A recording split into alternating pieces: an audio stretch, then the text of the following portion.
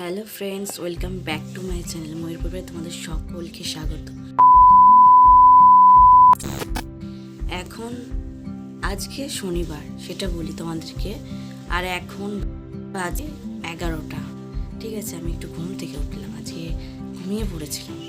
আমি ভেবেছিলাম যে তোমাদের জন্য একটা ভিডিও রেডি করব এবং সেটা তোমাদের কাছে পৌঁছাবো। ঠিক আছে, কিন্তু আমি ঘুমিয়ে পড়েছিলাম। তো ঘুম থেকে উঠে আমার মনে পড়লো যে বাবা, আমি তো আজ একটা দিনটা ঠিক করেছিলাম অন্যরকমভাবে কাটাবো, তো আমি ঘুমিয়ে পড়লাম। তো আমার সাথে এটা সাথে হয়ে থাকে, আমি যখন দিনটা স্পেশালি ভাবি যে আজকে দিনটা এইভাবে কাটাবো, চাই না কেন আমি ঘুমিয়ে পড়ি। তো যাই হোক, এখন ঘুমের পর্ব শেষ হয়েছে, 11টা বাজে। আর 1 ঘন্টা পর 12টা, মানে তখন আমি আবার স্নানে যাই। ঠিক আছে, 12টার পর আমি স্নান তাড়াতাড়ি করে নিই। তো তার আগে তো আমাকে কিছু করতে হবে। তো যে ভিডিওটা ভেবেছিলাম করবো আর তোমাদেরকে আজকে শেয়ার করব, তো সেটা আজকে আর পারলাম। তো তাও আরও একটা কন্টেন্ট ভেবে রেখেছিলাম যে এটা কিছুদিন পর করব।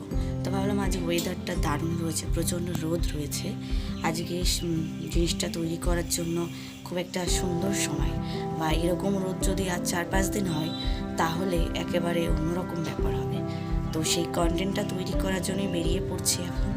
তো চলো, আমরা একটু বন জঙ্গল ঘুরবো, ঘুরে কিছু কালেক্ট করবো, সেগুলোকে নিয়ে আসবো।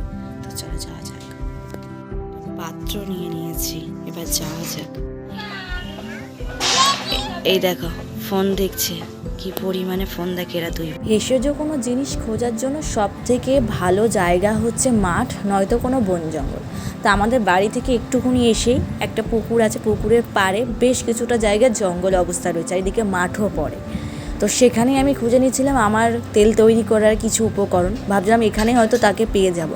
অনেক খোঁজাখুঁজির পর, ভিডিওতে তোমরা হয়তো একটুখানি দেখছো, বাট অনেকক্ষণ খোঁজাখুঁজির পর আমি আমার শেষ পর্যন্ত ভেষজ জিনিসটা পেয়ে গেলাম। তোমরা দেখে এটা নিশ্চয়ই চিনতেই পারছো যে এটা টি বা কালকেশ, বা তোমরা যদি বলে থাকো ভৃঙ্গরাজ, যেটা বলবে। এটা বিভিন্ন অঞ্চলভেদে গাছটার নাম রয়েছে। তো ভৃঙ্গরাজ গাছটাকে আমি তুলে নিচ্ছি।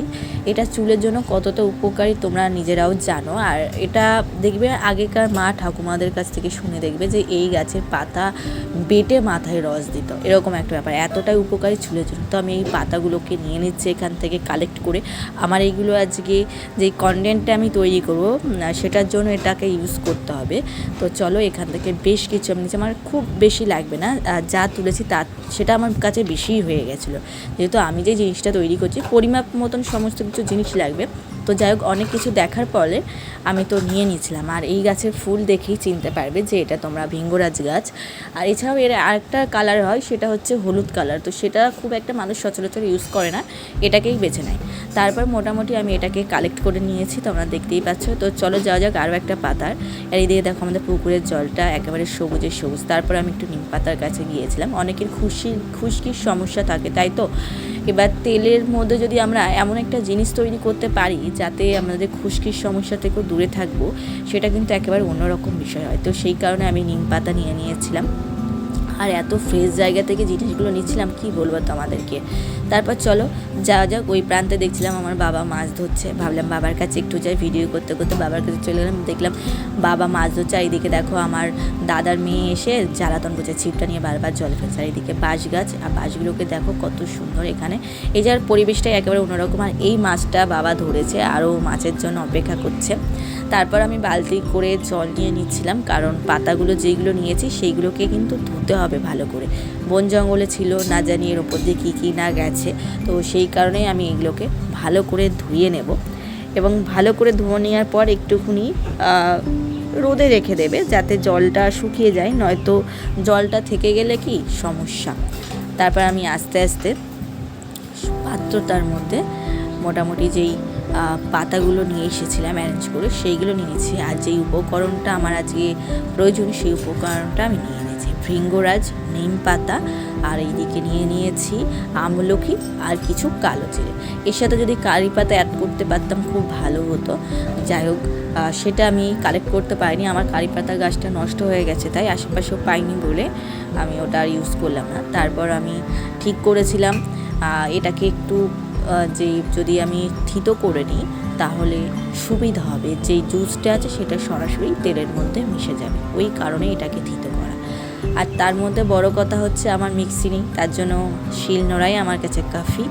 তো চলো, সেই কারণে বেশ কিছু পাতা নিয়ে নিয়েছিলাম, যতটা আমার প্রয়োজন। নিয়ে নেওয়ার পরেও বেশ কিছু পাতা এক্সট্রা থেকে গিয়েছিলো, সেইগুলোকে একটু আমি থিতো করে নিলাম। নেওয়ার পরে এইদিকে থিতো করা হয়ে গেছে, আমি বাটি নিয়ে নিয়েছি। বাটির মধ্যে আমি যেই অয়েলটা ইউজ করি, ন্যাচারালি আমি বাড়িতে যেই নারকেল তেলটা ব্যবহার করে থাকি সেটা শালিমার কোকোনাট অয়েল। এটা কোনো কিন্তু যে আমি প্রোডাক্টের ইস্যুর জন্য দিচ্ছি তা একেবারেই না, এই অয়েলটা আমি ইউজ করে থাকি। আর যখন আমি তেল বানিয়ে ফেলি তখন তো আমি সেই বানানো তেল ছাড়া অন্য কিছুই অ্যাপ্লাই করি না। অনেক সময় কাজের সূত্রে কি হয় না।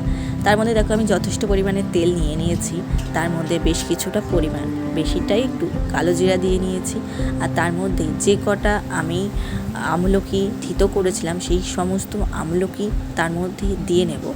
তারপরে যে নিম পাতা আর ভিঙ্গরাজ আমি থিতো করেছিলাম তার থেকে কিছু সামান্য পরিমাণে, মানে যেইটুকুনি আমার প্রয়োজন, একটা যেইটুকুনি আমার তেলটা রয়েছে তার মধ্যে যেইটুকুনি দিলে কাজ হবে সেই পরিমাণ মতন আমি এটাকে নিয়ে নিয়েছি। এবার অনেক সময় হয় কি রোদে রেখে দিলে সমস্যা হতে পারে, তাই যদি কেউ মনে করে যে এইগুলোকে একসাথে মানে একটু তাপ দিয়ে ফুটিয়ে নেওয়ার সাথে সাথে কালারটা কিন্তু চেঞ্জ হয়ে যাবে, তখনই সে বুঝে যাবে যে আমার তেলটা রেডি হয়ে গেছে। তখনও সে এইভাবে তেলটাকে কালেক্ট করতে পারে। আবার যদি কেউ মনে করে যে না আমি একেবারে প্রাকৃতিক উপায়ে তৈরি করছি, তো সেইভাবেই করব, রোদে রেখে করব, তো সেটাও করতে পারে। আমার কাছে টানা 5 দিন সময় ছিল তেলটা তৈরি করার জন্য। আমি 5 দিন টানা বাড়িতে ছিলাম, তো এই কারণেই আমি রোদে দিয়ে এসেছিলাম। আর রোদের মাধ্যমেই আমি এটাকে গরম করেছি। আস্তে আস্তে আমার তেলের কালারটা কীভাবে চেঞ্জ হয়ে যাবে আমি তোমাদেরকে দেখাবো। টানা 5 দিন পর ভিডিওর কি আসছে না আসছে সেটাও আমি তোমাদেরকে দেখাবো এই ভিডিওতে। তো এইভাবে আমি এটাকে রোদে দিয়েছিলাম, রোদে দিয়ে গেছি। তোমরা মনে করলে বয়েল করে নিতে পারো, একটু ফুটিয়ে নিতে পারো, কোনো সমস্যা নেই। আমি যেহেতু বয়েল করিনি, আমি রোদে রেখে দেওয়াটাকে করেছিলাম। তারপরে দেখো টানা 5 দিন পর আমি ফিরেছি। এর থেকে বেশি দিনে রাখলে এগুলো থেকে আবার গন্ধ হয়ে যেত, যেহেতু যে কোনো একটা জিনিস থাকলে তাই হয়। তো তারপরে আমি এটাকে স্টোর করেছি। দেখো কালারটা একেবারে অন্যরকম চেঞ্জ হয়ে গেছে। তো এটাই হচ্ছে আমার ফাইনাল লুক তেলের। কেমন লাগলো জানিও, ভালো লাগলে অবশ্যই লাইক কমেন্ট শেয়ার করে চ্যানেলটার পাশে থেকে যাও। আর তোমাদেরকে বলো এই তেলটা কিন্তু মাথা চুলের জন্য দারুণ উপকারী, তোমরা অবশ্যই একবার বানিয়ে দেখো। চলো টাটা।